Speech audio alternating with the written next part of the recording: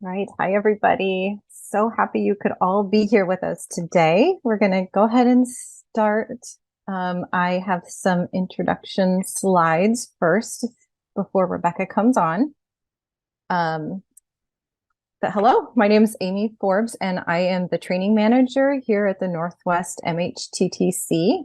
And I'd like to welcome you all to today's webinar, Conscious Leadership and Advocacy Through a Polyvagal Lens with Rebecca Demerol.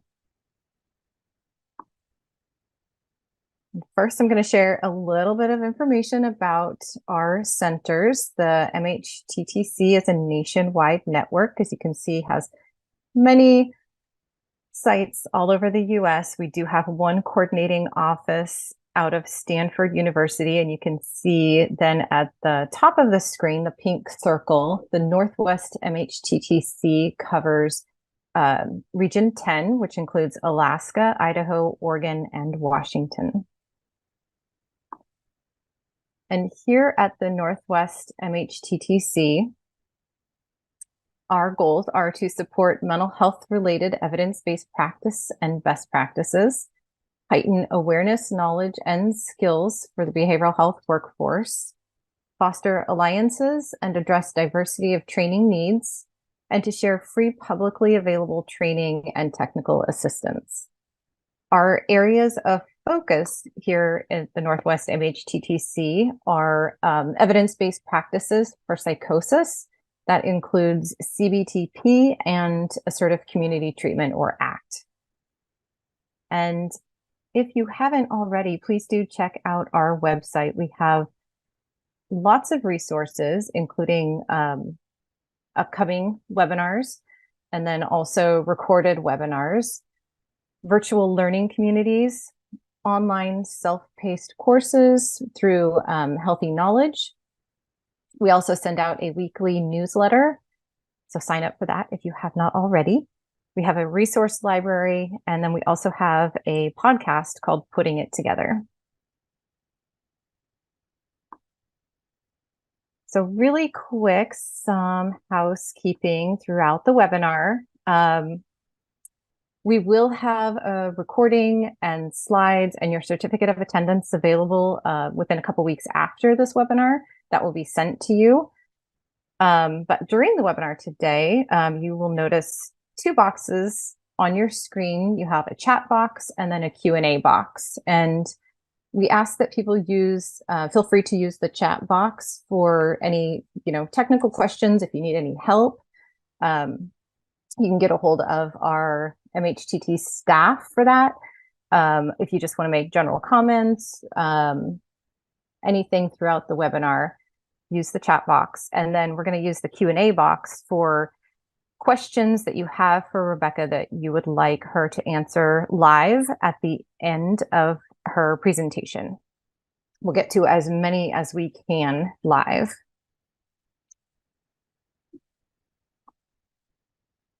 And we are, of course, required to have an evaluation at the end of the session. So please do fill it out. It really, really helps us to know, what to bring you guys for more training. And then it helps our presenters also. So please do fill it out. We are required by SAMHSA to have those evaluations, but they do not have any official position on the content of any of our presentations. Again, this is just a way to connect with us, and we will be putting stuff in the chat along the way. And I have old slides, but please do check out our website for future events. I will say one of our future events is going to be a learning community by Rebecca, which will start April 17th through May 8th, and it's called Awareness, Agency, and Advocacy Through a Polyvagal Lens. So please do check that out and check out our website for other future events. So right now, I would like to welcome Rebecca Demerol. She is the founder and director of trauma integration programs with more than a decade as an ambulance paramedic, 22 years as a paramedic trainer, 18 years of mental health counseling experience, specializing in traumatic stress. And she's a licensed East Asian medicine practitioner and acupuncturist. Rebecca's unique skill set and experience are informed by her own traumatic childhood and teen years spent on the street and in foster care system, giving her a special familiarity and empathy for trauma and loss. And before Rebecca comes on to present, we do want to share a word cloud with everybody. And we will get that up now. And there's also a link, thank you, Peyton, in the chat. So we'd like to ask people to type in a word to describe how you're feeling today. And if you're unable to use the QR code or get to the word cloud, please feel free to also put that in the chat if you prefer.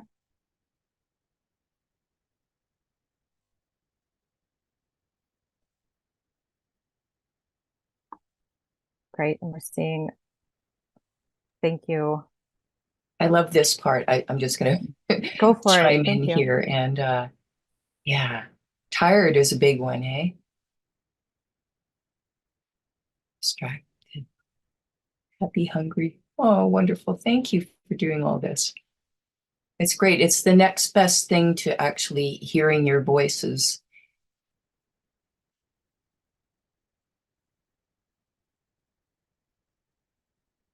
Beautiful.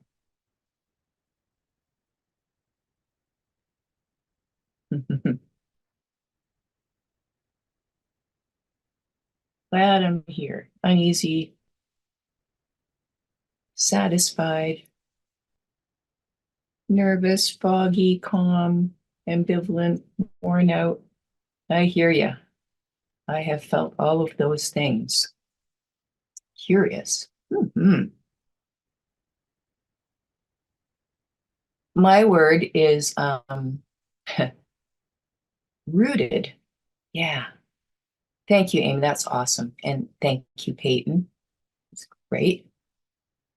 Yeah, my word's rooted. And it's not that I feel completely rooted, but I feel just rooted enough.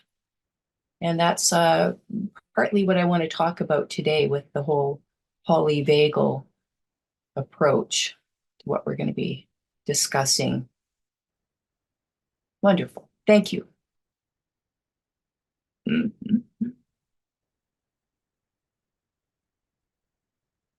think that's good.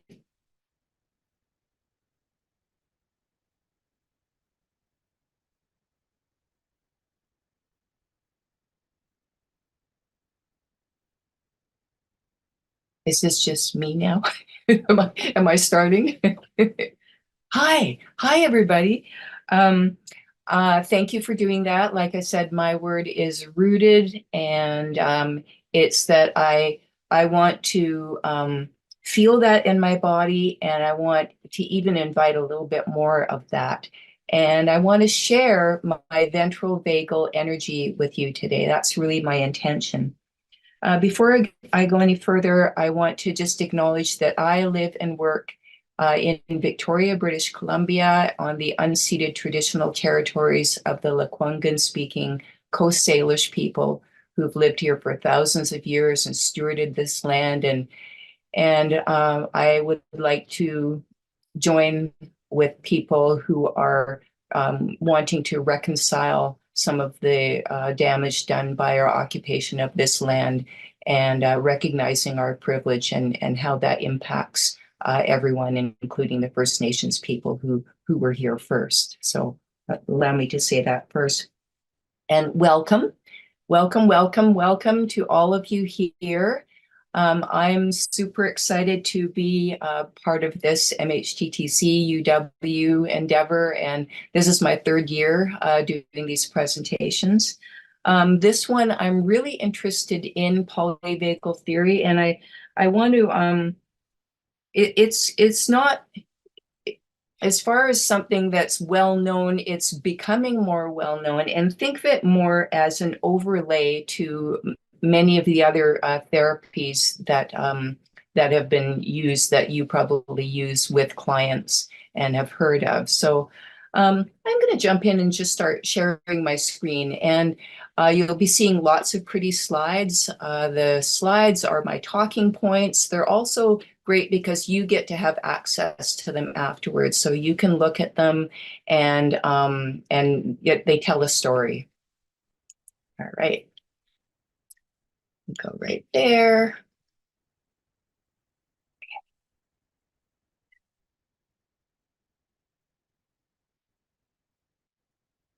Whenever I do these kinds of presentations, I always like to remember to breathe myself and to remind you of this special way of breathing that helps your nervous system go from a state of being in like fight or flight, an activated sympathetic nervous system response, and kind of helps it wind back into a parasympathetic response. So if we breathe in, and I want to invite you to use this. So throughout the presentation today, use it whenever you're stressed, use it throughout your working day, use it when you're waking up in the morning when our cortisol levels are the highest, use it at the end of the day when you're trying to sleep at night, and share it. Keep it in your back pocket and share it with your clients and share it with friends and family, because it's just a wonderful technique that is portable and used. You can use it anytime.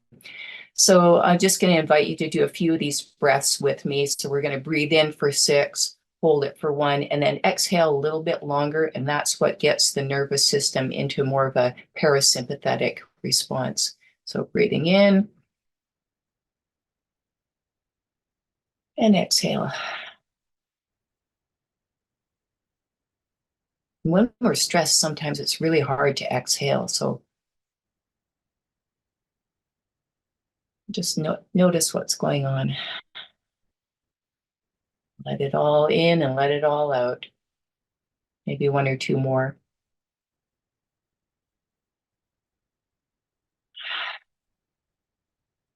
One more. As for me as much as you.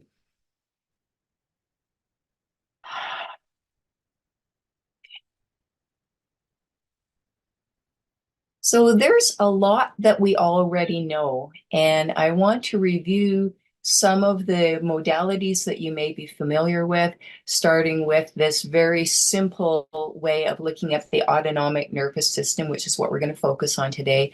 And I used to always call it, and I still call it, the gas pedal, the sympathetic nervous system response, known as the fight or flight response, and then the brakes, which is the parasympathetic. We call it the rest and digest phase of our autonomic nervous system. So both responses are part of our autonomic nervous system. And one of the people who talks a lot about this and the science of psychoneuroimmunology, big word, which just means the psyche and our nervous system and our immune system are all combined, they're all intertwined. And this is where the mind and emotions, the nervous system, and including the endocrine systems, which, starts with our adrenal glands and all of our other glands in our bodies that produce chemicals that make everything work. All of that affects our immune system.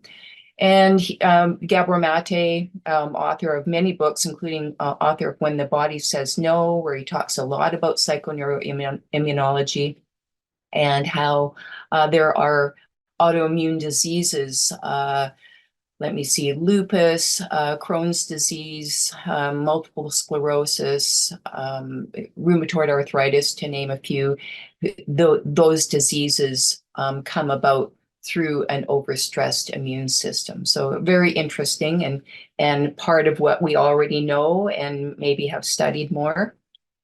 Another author, Bessel van der Kolk, author of The Body Keeps the Score, is another way of looking at things, another modality. And he talks in his book, The Body Keeps the Score, about this top down, bottom up way of thinking about healing our nervous system. So top down being our minds and what we consider our thoughts and our emotions to be, and then our bodies, to not forget that our bodies are also connected, just like psychoneuroimmunology tells us. And so if we want to manage our emotions better, our brain gives us these two options. We can learn to mediate them from the top down or from the bottom up. And knowing the difference between those two is central for our understanding. Okay, hang on one sec.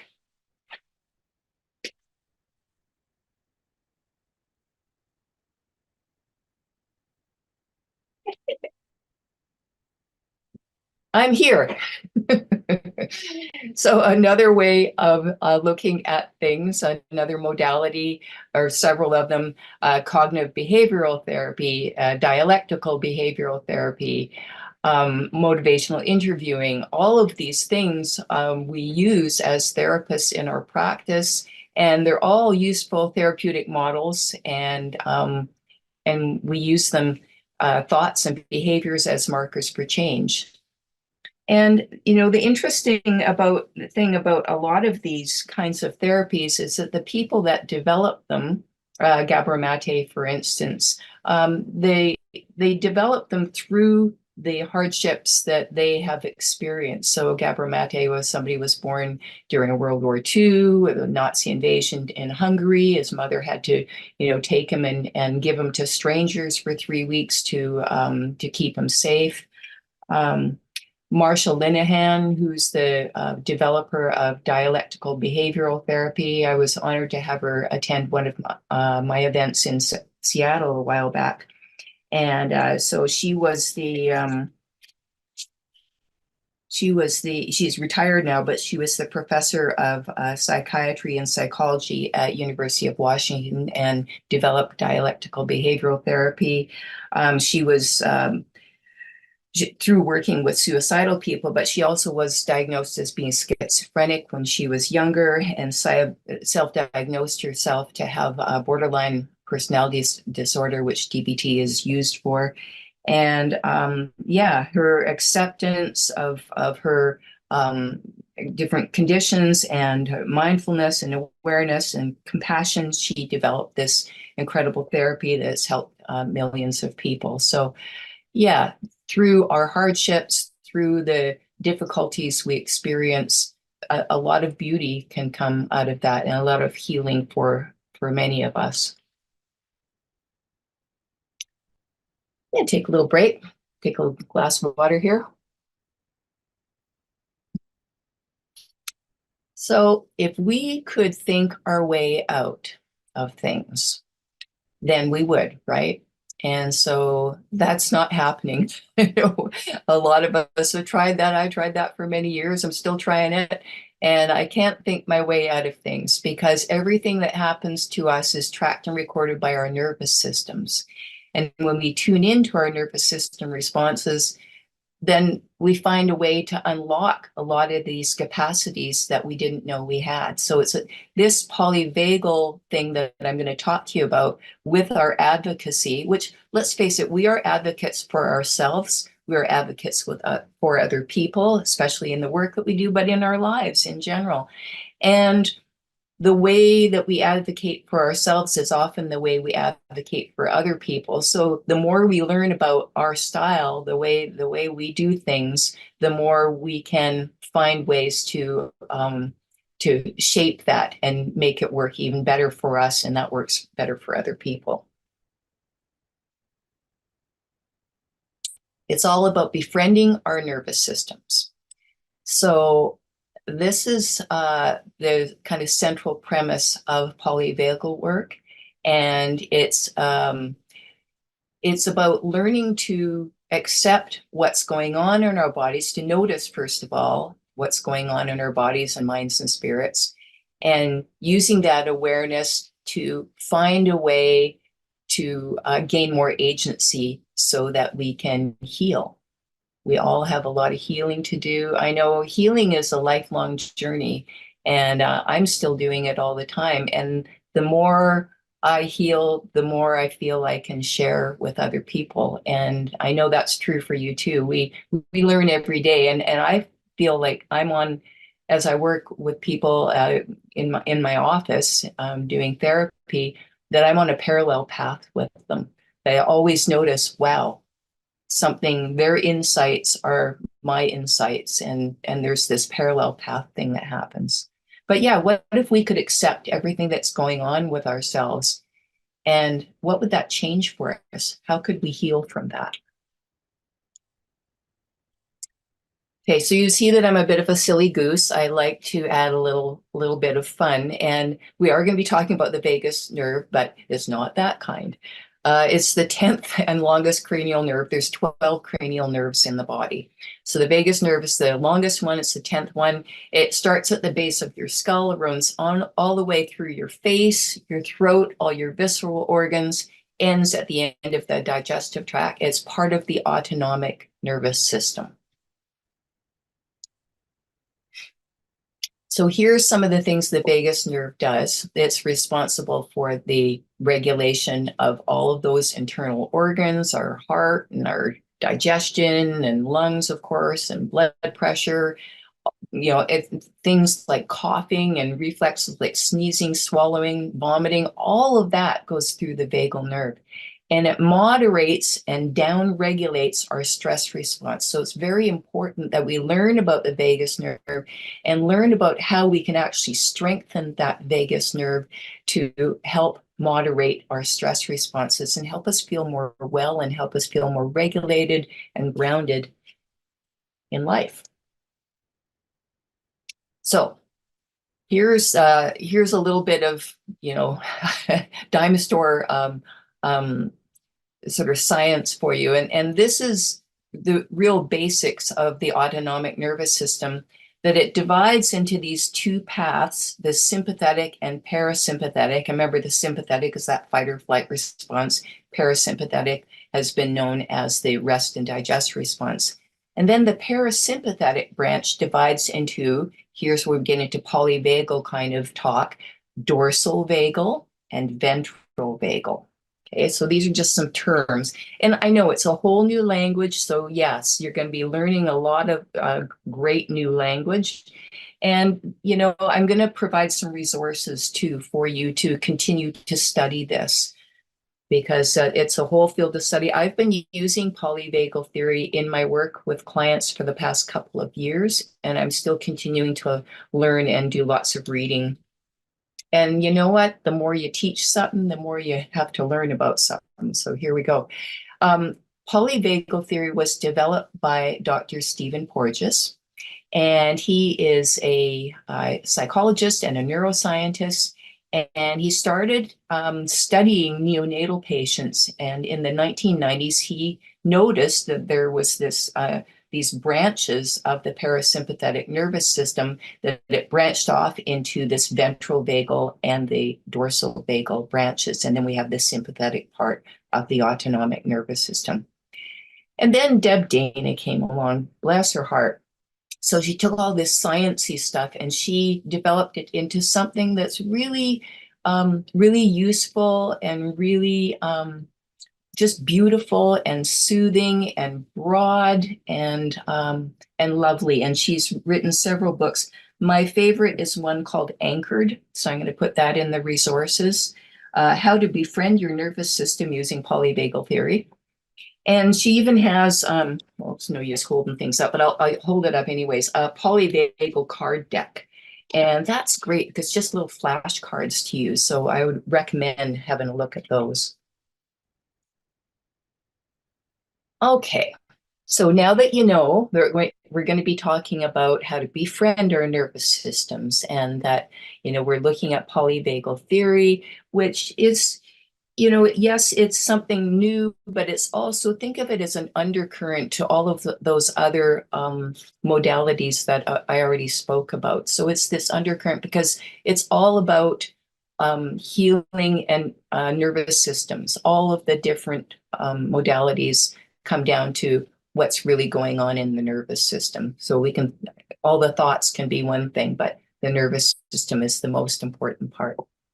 Here's our three concepts I want to talk about with you today concerning polyvagal theory. Number one, and we'll break these down, don't worry, is the hierarchy of the three vagus nerve pathways, the ventral, the sympathetic, and the dorsal. The second concept is something called neuroception, and that's a made-up word, but it's a wonderful word. It means the continuous subjective monitoring and feedback from our nervous system. And subjective being a main word there. And then the third concept of polyvagal theory is co-regulation. This biological need to feel safe in the arms of another. We need each other to be connected. We were born needing each other, and we need each other all the way through life. We need this co-regulation in order to feel safe, in order to feel well, in order to function as healthy human beings. If we are in a state of connection, we know it, right? Because we feel good, and the people that we connect with, when we're feeling regulated and we're feeling calm and safe, then the people that we're connecting with sense that, and they feel that too. So our nervous systems have adapted to connect with others, and we're wired for connection. We need to connect, and we feel best when we connect. But if we're not in a state of connection, what we call ventral vagal connection, then we're in a state of protection. So both the sympathetic and the dorsal states of the autonomic nervous system are phases of protection rather than connection. So think about, Deb Dana also talks about those two. Instead of connection or protection, she talks about welcome or warning. So there's different words that you can apply to these two states. So let me talk a little bit more about the vagal pathways. And you can see I like to play around with my little clip art and look at this little squirrel, and what kind of state is this squirrel in? Well, I don't think he's probably in a state of deep connection. And it looks like he's maybe in either a sympathetic, like I better run or fight something, probably not fight, because I don't think squirrels fight very much, or also could be in a freeze kind of state of the nervous system. Connection and safety is essential for our survival. The sympathetic, we use it when we need it, right? But often it comes up when we don't need it too. It can be something that's part of our neuroception, which I'll talk about in a sec, but it can be something that comes up in us, that sympathetic nervous system response, without us really kind of even thinking about it. And then the dorsal, if we can't connect and if we can't fight or run, then we go into this dorsal state where we freeze and we shut down, and that's when running or fighting don't feel possible. Now, according to polyvagal theory, there has been an evolution of these states of our nervous system. So I guess 500 million years ago, we had adapted to be able to protect ourselves. We're like the turtle, drawing in and just closing down. As we evolved as a species, then 300 million years ago, the fight or flight response was evolved in us. And then 200 million years ago, we learned more to connect with one another and nurture one another.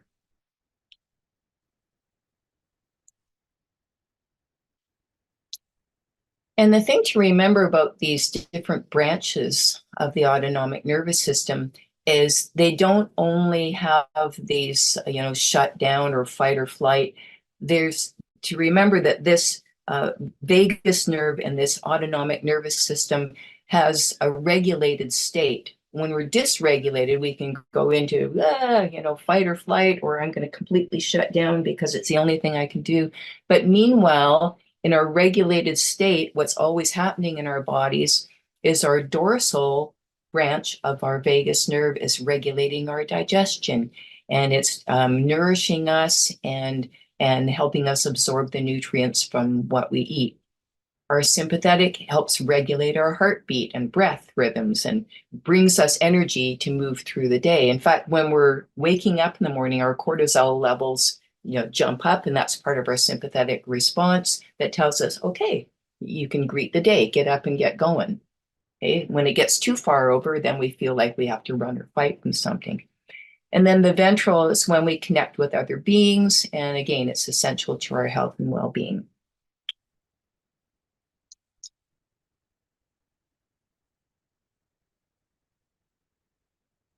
Okay, so here's one of those terms which Stephen Porges develops. And it's an interesting word. He calls it neuroception. So neuroception is our inner subconscious surveillance system.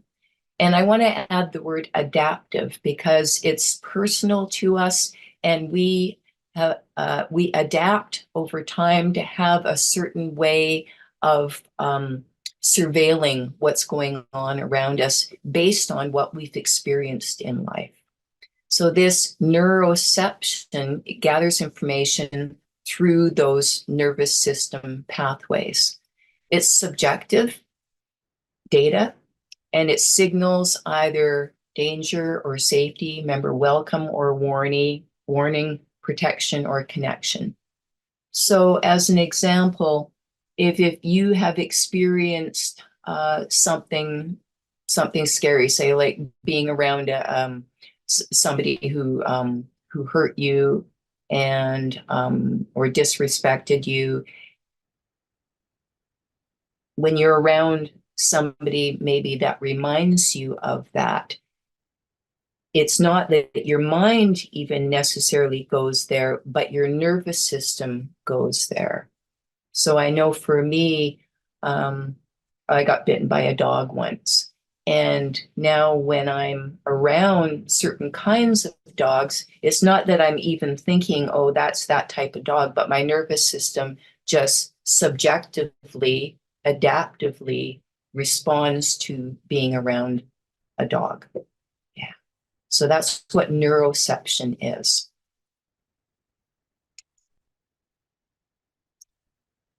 So just to sort of dig in there a little bit more, it's the unconscious, it's an unconscious thing. It's subjective, and it detects a threat or safety by the nervous system. So my nervous system might also say, oh yeah, when I see this kind of person smile at me, it reminds me of my mother, and I feel safe around that, right? So perception, on the other hand, is a cognitive process, involves our conscious thought and our sensory data, right? So that's why those two are different things. Neuroception is about a response, a subjective response from our nervous systems, and perception is a cognitive process involving our thoughts. And yes, our memories and our sensory data, but it's a conscious process. Interesting, hey? So I hope you're doing your 618 breathing. I know, because some of this kind of brings up stuff, right? As we sort of consider some of these things, and how are we in the world? What happens for us as we're working with people, as we're working hard to advocate for ourselves, to advocate for others, as we're looking at the systems that are at work that are making it difficult for us to do what we need to do to help people. Take a deep breath, do a little 618 here. Remember, that's always in your back pocket. And I want to do a little thing with you here and just ask you to dip a toe in for a second and see if you can recall a time. And when I say dip a toe in, this is a Deb Dana kind of thing, is we don't want you just to dive in, or just dip a toe in. You can even stick your foot out right now and just dip your toe in and feel a time, or remember a time when your sympathetic nervous system was gearing up to protect you. And then you discovered that you weren't in danger after all. Ooh. So here's a good example. You're watching the news, you see some bad stuff going on there, and whoa, right? You can feel your heart maybe pounding, you can feel yourself sweating. And then maybe something comes in that, oh yeah, I'm sitting right here on my couch. I'm not in danger after all. That's neuroception. That's what I mean by neuroception. It's subjective, adaptive, involuntary nervous system response. And we experience it all the time, but I don't think we ever really had a name for it until neuroception came along, until we could go, yeah, it feels like, it's kind of like, I'm thinking, I'm feeling, but yeah, it's neuroception. Yeah, think about that some more. It's a great word, and it's a way to describe for ourselves and to share this with your clients, please, that yeah, right now we may feel not, we feel this sympathetic something going on in my body. Maybe my mouth feels dry. Maybe I feel sweaty. Maybe I feel my heart pounding. Maybe there's something in me that just feels like I got to run, okay, or fight. And maybe there's no danger at all in reality. It doesn't mean you're crazy. It just means your neuroception is responding to something from your past. And I'm here to tell you that that can be reshaped and healed. That's what we're here for. I just put this in because after talking about neuroception, I thought maybe you need a little walk in the woods, right? Walking in the trees, wherever you are, try to get out into the trees and look at the green right now. You know, as a Chinese medicine practitioner, to me, this, well, not just to me, but this is the most yang, speaking in terms of yin and yang, this is the most yang time of year. All of the grass and leaves is all sprouting. The birds are tweeting outside. And I know maybe some of you still have snow where you are. I'm sorry, but it's all happening underneath the snow, and soon the snow will be gone. And yeah, everything is emerging. So this is a time of year, an auspicious time of year to be working on healing these nervous system responses in us, because all of that is emerging, but it's emerging to be healed. So this is another concept to do with polyvagal theory, and it's called co-regulation. So I've heard people talking about regulation, so-and-so being dysregulated, so being regulated and everything. So let's talk about being co-regulated, being regulated with another, being safe in the arms of another. And our connection with others helps us feel safe, and that sends signals of safety or welcome to others. And the more we feel safe and the more we send those signals to others, the more they start to see that they are welcome. And it strengthens our ability to navigate life with a stronger vagus nerve and with more ease and more wellness. So, hey, we need each other. We need all these smiles. We need to be together and to actually feel that we're connected to each other. That's what I'm here for. And you're giving it to me. You know what? The beauty of COVID, and you know, it's a really tough time, was a really tough time, and you know, still exists in the world, is that Zoom stuff came along. And it's when I started doing this work with UW and the MHTTC. And I think it's possible to regulate, co-regulate through the screen to one another. I think that's possible. And I thank you. I see little hearts coming up from the chat. And you know what? I feel it. I feel it. It makes me feel good. I'm co-regulating with you. I'm right here with you. Awesome. True connection. So we can't fake it, right? So true connection happens when we are regulated and we feel safe. So the trick is to, how do we do that? How do we feel regulated and safe and get regulated with other people? Well, it's a process, right? And we don't have to be 100%. Remember at the beginning, I was saying that I felt rooted, but not totally rooted. I'm rooted enough. And we can be regulated enough to get through our days. We can be regulated enough to be aware of what's going on. And through our awareness comes our agency. And through our agency comes our ability to choose, to have choice, and to reshape our nervous systems. And when we're well regulated and connecting with others, it reinforces that sense of safety. And I know you know this. I know you're doing this every day with your clients and seeing that the more that you treat people with respect and you feel it coming back from them, and life starts to change. Life starts to change for people when we are able to co-regulate with them. And it not only changes for them, it changes for us when we co-regulate with people. How am I doing here? Good, moving along.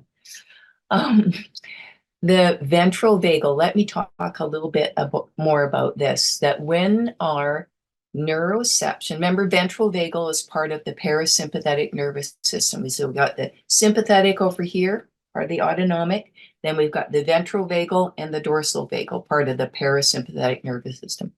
I need a flow chart, I think. So when our neuroception gives us cues of safety or welcome, we are drawn to connect with one another.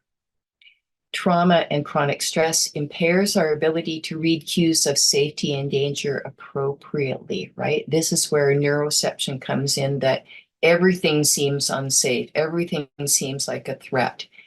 And then that starts to change over time. But I remember a time in my life where a lot of things felt like danger and threat, okay? Because my neuroception was just on high alert. When we experience safety and connection, we begin to build that vagus nerve strength and resilience, and it's something that we can come back to. During the sympathetic nervous system response, the vagus nerve, engages and tells us something's got to happen. So I got to be really ready to run or fight. So all the blood shifts away from our digestive system, goes to our nervous system, goes to our, muscles and away from our digestion to our muscles. And so that we're able to run or fight. And that's the only thing that's happening.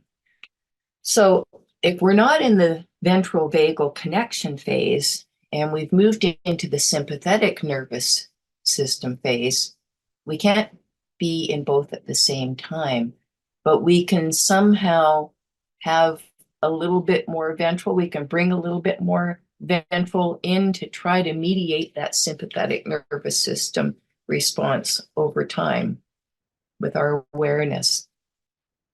Remember, the dorsal is when shutdown happens. We freeze, we shut down, we collapse, and that's how we feel like we're protecting ourselves. And in fact, Deb Dana talks about states of our nervous system, sympathetic or dorsal, and that we have a home away from home. And she says that her home away from home, where she tends to be, is she tends to go into a shutdown kind of protection dorsal phase. I more my home away from home would be the sympathetic response, much more into the fight or flight. That's where I go. I don't go into shutdown and freeze. I go into, I'm going to fight you or I'm going to run. But sometimes if I've been in that phase for a long time, and we'll notice this with clients too. In fact, this is sometimes where a substance use disorder comes in, that the sympathetic nervous system response is so exhausting that shutting down into dorsal seems the only way to find relief. Yeah, and I've been there too. And a lot of our clients will go into this phase because they're just so exhausted. So the shutdown, certain kinds of substances will mediate this kind of shutdown response. And that's just a protection too from the exhaustion of being in fight or flight all the time. Are you doing the 618? Okay. Try this. To feel the pathway of the ventral vagal branch, put one hand on the back of your neck, just below your skull, reach underneath your hair there. Put the other hand on your cheek. This is the start of the ventral vagal pathway. It starts right at the base of our skull and goes through our cheek and our face and down our neck and through our lungs and our heart. So this is the start of the ventral vagal branch.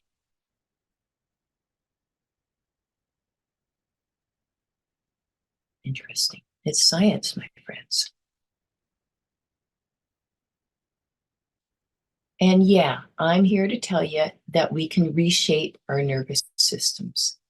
This is one of the beautiful things. When I read this in Deb Dana's book, I was just like, oh, thank God. and actually, it's what I've been doing for a long time. And I know you have been too. And this is where we try to help with our clients, is with our attention and our intention to our experiences, we start to notice what brings feelings of safety and connection to the nervous system. And our nervous system adapts by reshaping our neuroception and increasing our vagal tone. So you see this necklace that I'm wearing? So this is like a little touchstone for me. I have a good friend named Angie, and her and I have these little twin necklaces. We call them our twinsy necklaces. And whenever I wear it, I just feel happy. I feel connected to her. It's that ventral response. I can like kind of just touch it, right? It's just right there for me. It's a touchstone. And we have touchstones like this available to us. Maybe it's an environment that you're in. Maybe it's certain people that you're around. I'll talk more about this in a minute. But yeah, we can reshape our nervous systems. I want to share with you another really cool thing called the vagal break. And, Amy was talking about the learning community series that I'll be doing. There'll be 4 learning communities, and they're going to be based on polyvagal theory too. I'll be talking more about this, be much more exploratory and interactive. But the vagal break is something that intentional breathing can help slow down or speed up. So this is what happens when we inhale. Something in our nervous systems increases our heart rate and breathing when we inhale. When we exhale, which is why I want you to try to do it a little bit longer with that 6-8-6-1-8 breathing, it slows down our heart rate and breathing, and it works, right? So don't forget to use this, share this, keep it in your back pocket. 6-1-8, I like 4-4-8 too. I share this with clients. So I get up and show them. So you're walking along. So you say you take 4 steps, 1, 2, 3, 4. You're breathing in, 1, 2, 3, 4. And then you're taking 4 more steps and you're holding 2, 2, 3, 4. And then on the 8, you go, and you exhale for 8 on those 8 steps. It's great. Yeah, it's great. Do that on your break. Next time you're taking a break from work, just heading out for, smoke or whatever you're doing, right? You're not smoking, but yeah, just heading out for a little walk on your lunch break. Do 4-4-8. It's awesome.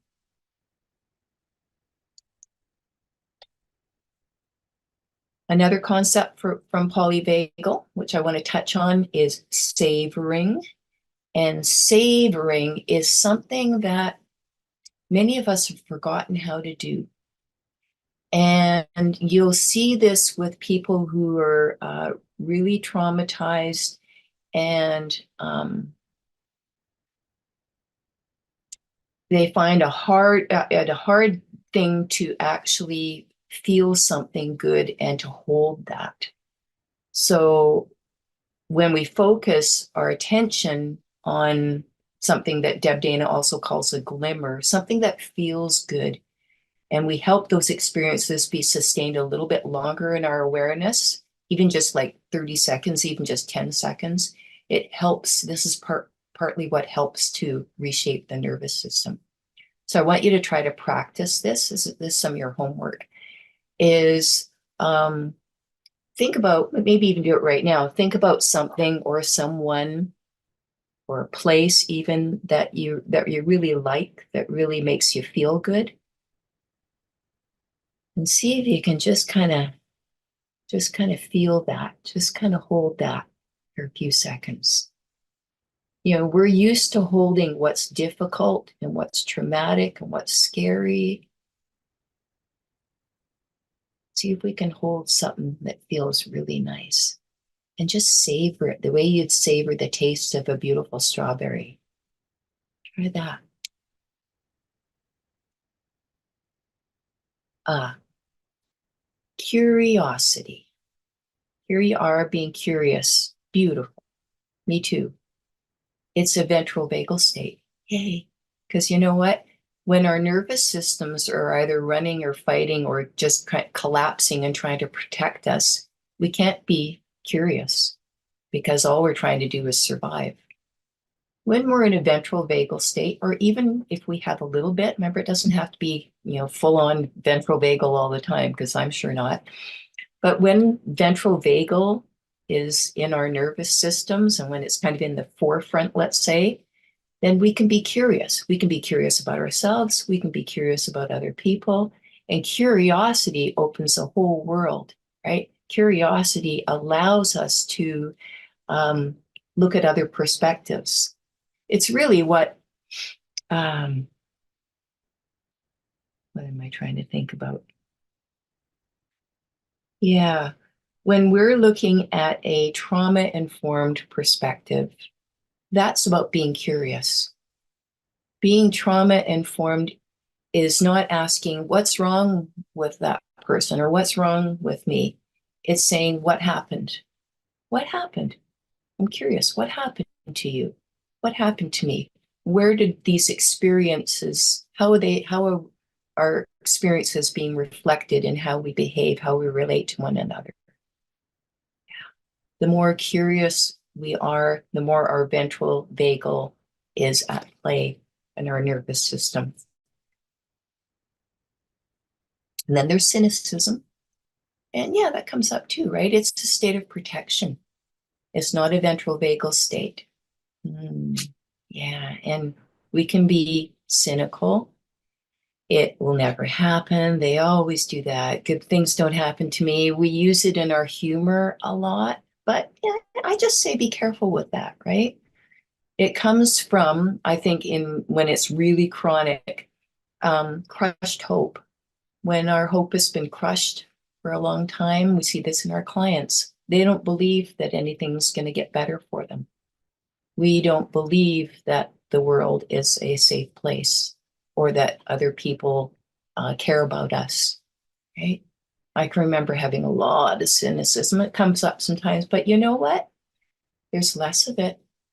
I see that. I see that in my healing over time. There's less cynicism and more desire to be curious. We can change this with our awareness. As being regulated is when we feel safe and connected to the world around us. And when we're safe and connected to one another, we're organized and ready to meet the day. We're the state of ventral vagal. Sometimes you just wake up feeling that way. Yeah.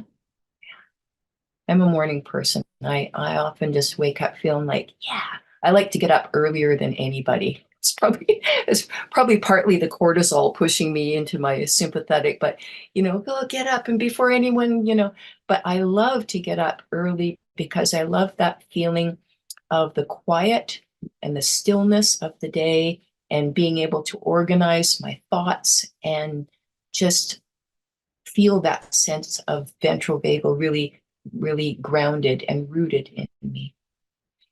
And the more often we experience a ventral vagal state, the easier it is to get back to that place, especially when we savor. Okay.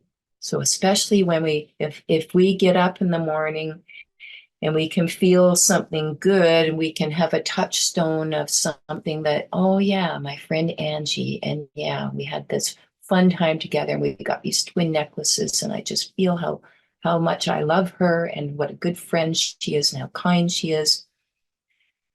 I'm strengthening my ventral vagal tone.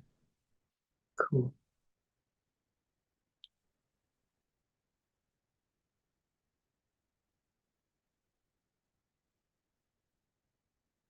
The more we're safe, the more we feel safe, the more we feel welcome, the more we're able to connect. Yeah, try this for a sec. Just think of someone or something that feels sweet. This is another Dana thing. So think of someone or something that feels sweet that you really care about.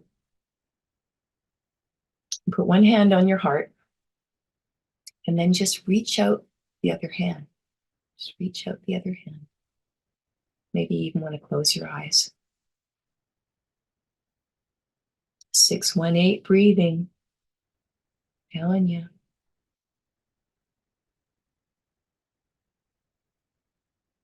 Yeah, switch hands. Now, don't tell me your cynicism's coming up right now. That's okay. It's okay if it is, but really, takes a little trust, takes a little open heart and mind to learn new stuff, right? And to just do this. Just give it a try. See how it feels. So you're strengthening your vagus nerve. You need that.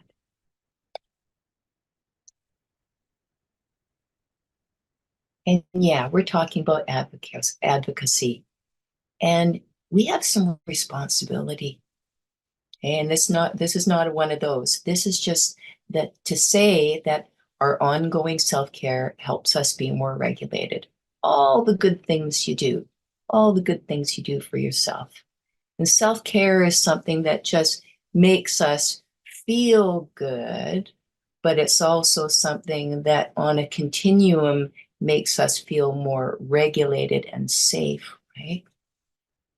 So it's different from acting out behaviors that are just kind of something from our sympathetic nervous system nudging us to got to run here, got to do this. You know, it's not that kind of behavior. Self-care is something different. It's something that in order it allows us to feel more more safe and more regulated. And the more regulated we are, the better we can co-regulate with others. The easier it is to co-regulate with others. And then when we co-regulate with others, I know I sound like a broken record, but hey, this is important, right? And I'm here to support you.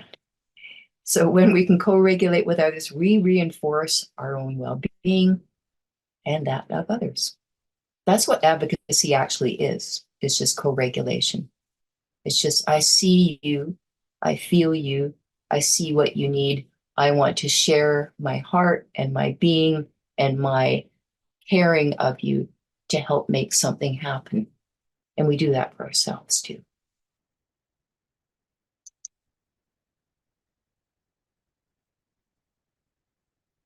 I talked a little bit about glimmers a minute ago, and glimmers, this is another Deb Dana term, are these micro moments you feel throughout your day of ventral experience. And they might go unnoticed. This is another thing that happens in trauma and in a nervous system that's stuck in a protection phase is we don't notice when something beautiful comes our way. So this is another way we start to reshape our nervous system is we notice a glimmer, and it could just be a sunset. It could just be you're out for a walk and you see a bird, or somebody walks by and they smile. That's a glimmer, and savoring it is going, right? It's the same way we savor that beautiful strawberry as we go, yeah, I'm going to hold on to that for a few seconds. I'm going to digest that and really feel that inside. That is reshaping our nervous system. And these little glimmers happen throughout our day. So don't just let them go by. Notice them, feel them, savor them, swallow them, integrate them. You know, the work I do, I call it trauma integration. it's not just about integrating trauma, it's about integrating beauty and love too. And this is how we can start to feel more rooted and more anchored in our ventral vagal state. When we start to become familiar, because you know what? Many of us are really well anchored in our sympathetic nervous systems or our dorsal part of our nervous system. So to be moving into being more anchored in ventral vagal, we've become familiar with that state through our noticing of glimmers, through our savoring, through our co-regulating with people, through all the self-care we do. And the more familiar we are with this ventral vagal state, the easier it is to come back there. Instead of being in this well-worn rut of a sympathetic nervous system drive, we can safely kind of settle into ventral vagal because it starts to become a familiar place. Isn't that beautiful? Okay. So we're going to have some questions in a couple minutes here. So I'm asking you, and this is, again, it's not a challenge, it's not a finger wagging thing at all, but what kind of advocate are you? Where are you at right now? What's going on? What's really going on? What needs work? What needs attention? What needs some care, some TLC? It's not about our judgment of being perfect or being good enough. It is about just right now, what's going on right now, and about feeling good enough right now. So some of the work I do, I call it being well enough to do the job of advocating and caring for others. And it's not being good enough to do it, because you're all good enough to do the work that you do.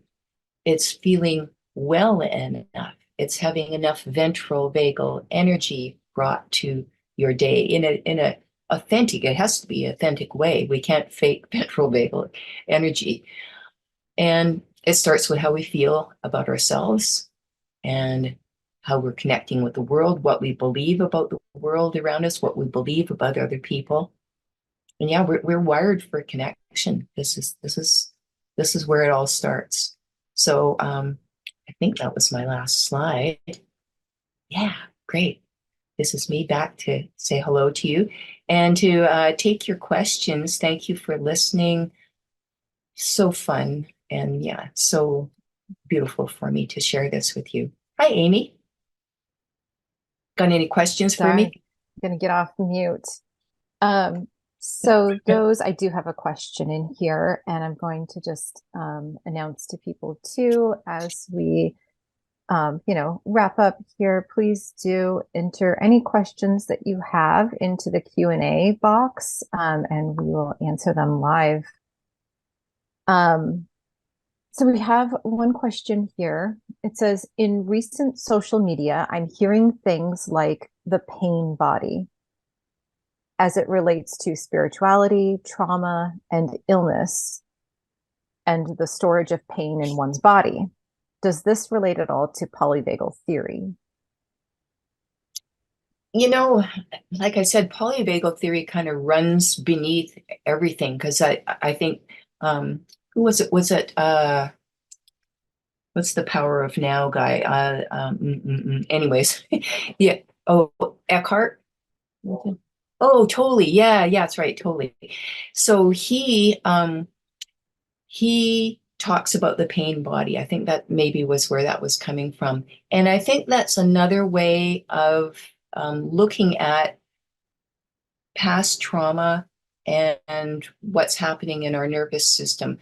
You know, to me, this is spiritual work too. And this is a spiritual way of thinking of things, polyvagal theory, but it's a different language is all. So I don't know. That's my take on that. That's great. I'm sorry, I'm just reading the chat too. It says Kendrick Lamar talks a lot about pain body as well, and also worked with Tully. So thanks, Stephanie, for putting that in the chat. Thank you.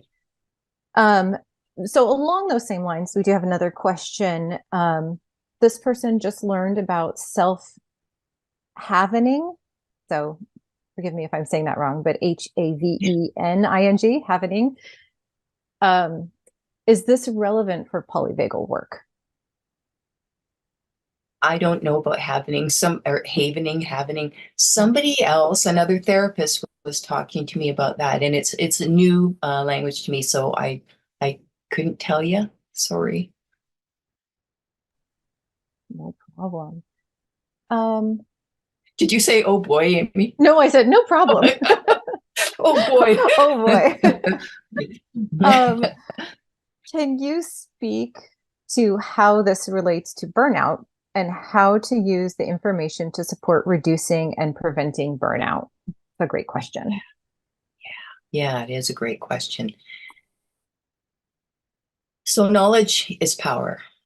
And that's why when I'm working with clients, I will give them these concepts of polyvagal theory, like the neuroception and like the co-regulation, and talking about the parts of the nervous system, because I think that's a way of starting to understand what's going on. Like if I'm feeling burnt out, why is that?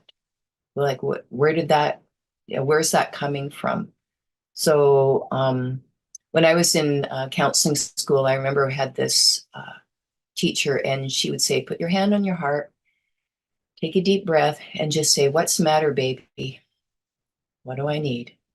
Right? And that's the beginning. And that actually is a ventral vagal thing of caring for ourselves and accessing what's actually going on, what's happening in my body right now. Am I noticing that there's sympathetic stuff going on in my body? How is that relating to what I'm thinking, what I'm seeing, and how can I find some ways to self-soothe myself at this time? What, sometimes self-soothing behaviors come from a sympathetic place, and they may not be as soothing as we want them to be. But the more we, again, with those things I was talking about, the glimmers and the savoring, using those kinds of things to start to reshape our nervous system, then that's how polyvagal theory can really be applied to feeling burnt out as a start, anyways. Thank you so much.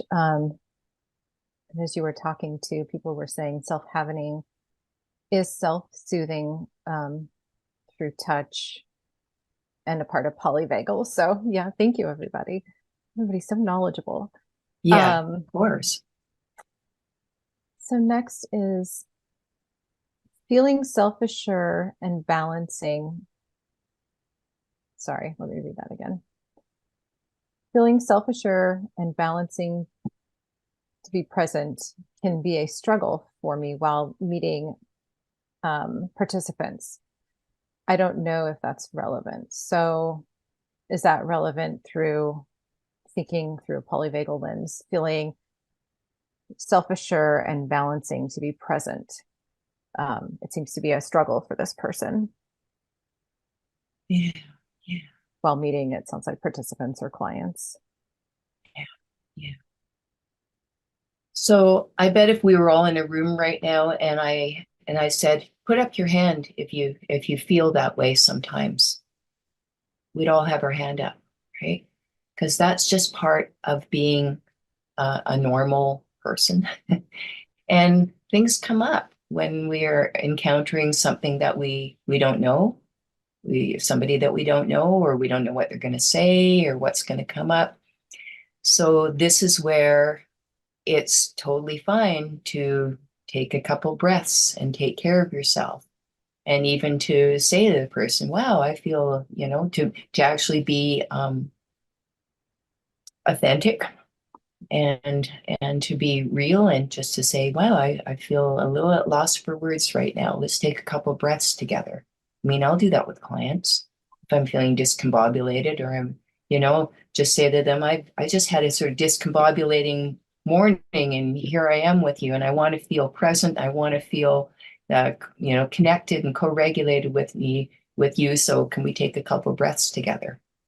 I love that. So I love that. yeah, I think we can't always be all things to all people all the time, and just to recognize, whew, you're just a human trying to do a hard job advocating and caring for people. So be authentic.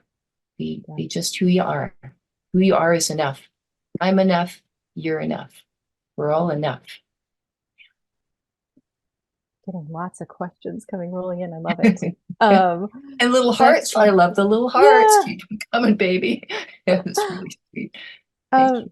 this next one is great. It's about peers. So this was a fabulous intro to polyvagal theory.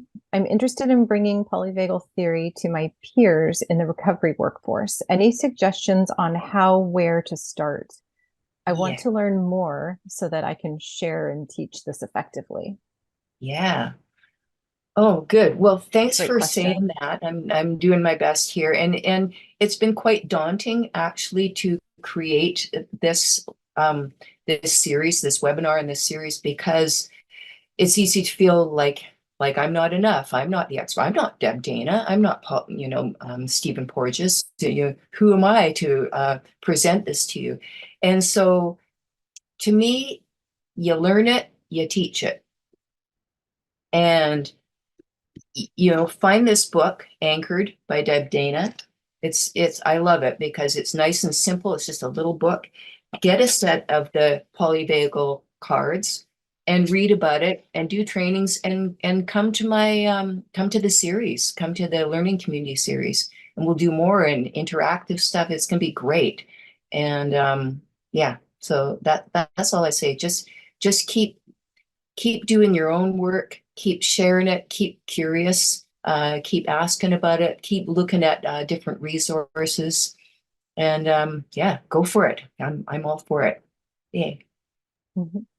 I have a Mhm. couple more questions kind Okay. of geared towards resources. So I'm going to move that way since we talked about it. So if anything's different from the resources that you just brought up, um, Mhm. please speak on that. So this next one is, do you have any recommendations related to supporting staff member in this work, particularly in times of extra and sustained cumulative stress, especially with supporting them through ongoing organizational and societal changes? So lots of, you know, changes in an organization. It sounds like, how do you support staff members in using this?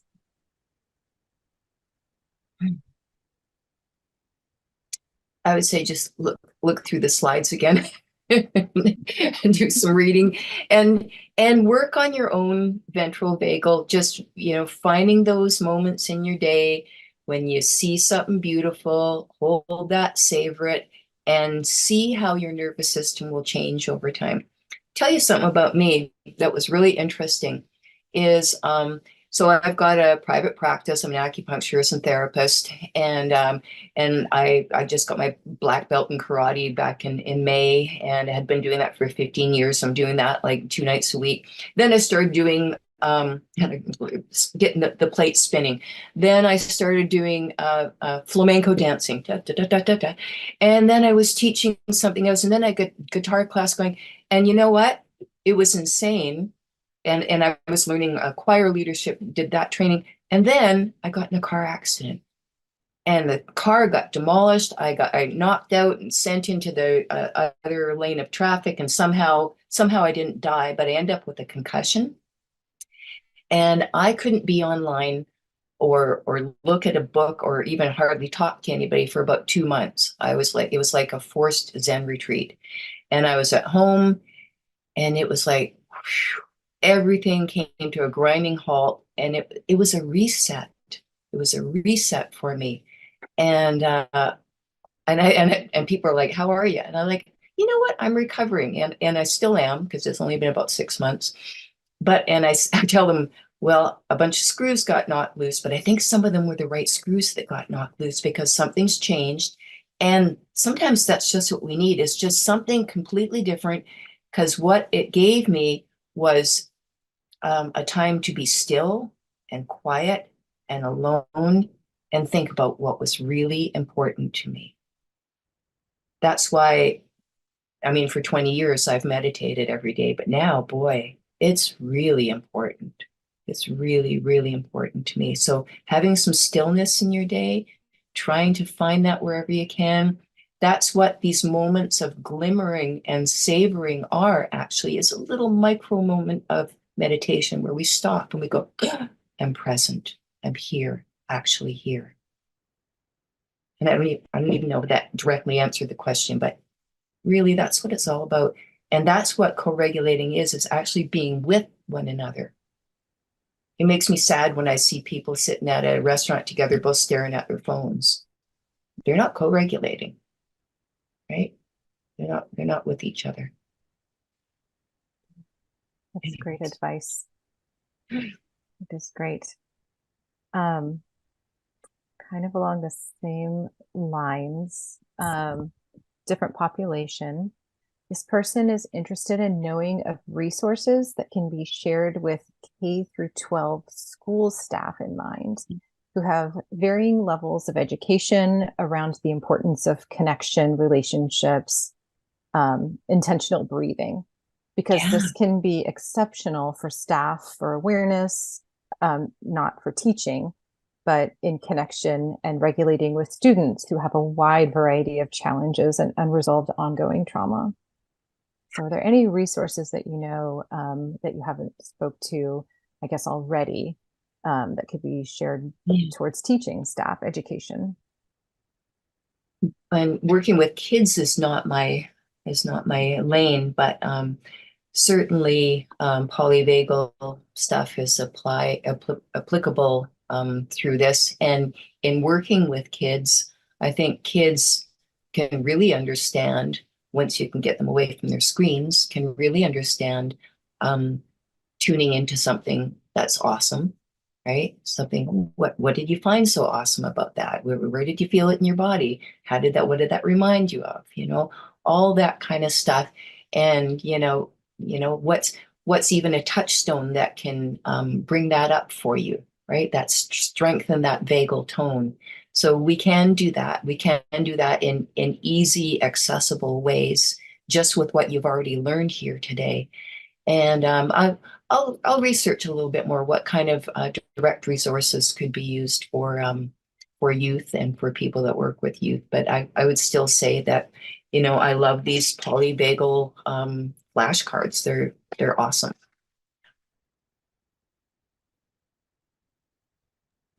People are putting in the chat how their grandson learned deep breathing when they were 5. Third graders talk about it. That's great. Wow. Yeah. I just learned how to tie my shoes,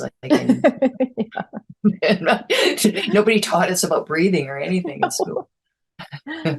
Nope.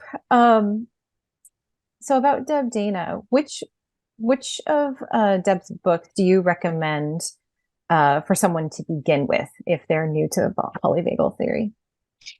First one I got is the anchored one. And I also got polyvagal theory in therapy. It's great and everything, but I just keep coming back to the anchored one. It's just a little book, right? And it's nice and simple. I've also got Stephen Porges's The Pocket Guide to Polyvagal Theory.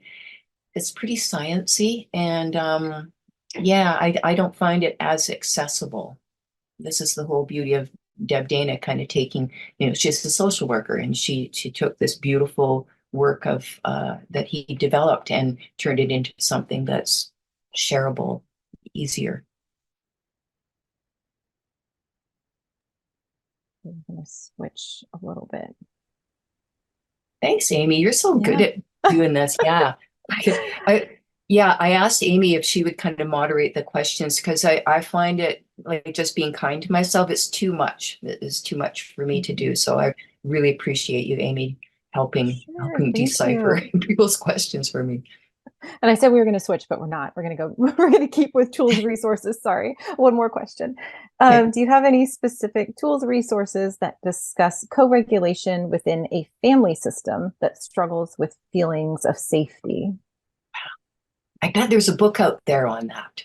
Yeah, let's all look online, see if we can find the Family Systems Polyvagal book. Yeah. Because it's not polyvagal is still kind of new, and it's not one of those therapies that's recognized as the deep research hasn't been there, but it's being written about more and more.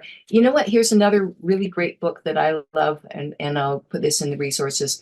Activate Your Vagus Nerve. So it's got a bunch of vagus nerve exercises in it by Dr. Navaz Habib. So yeah, that's a great book.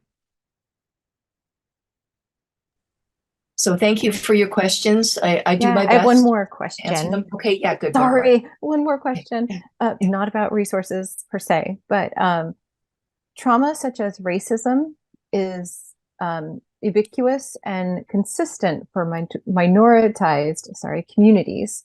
Can you speak to how to apply polyvagal lens in anti-oppression advocacy?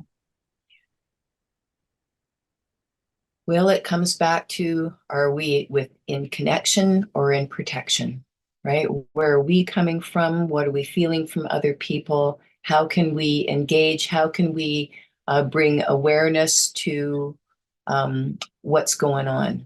How can we notice? The more awareness we bring to it, it always starts with us.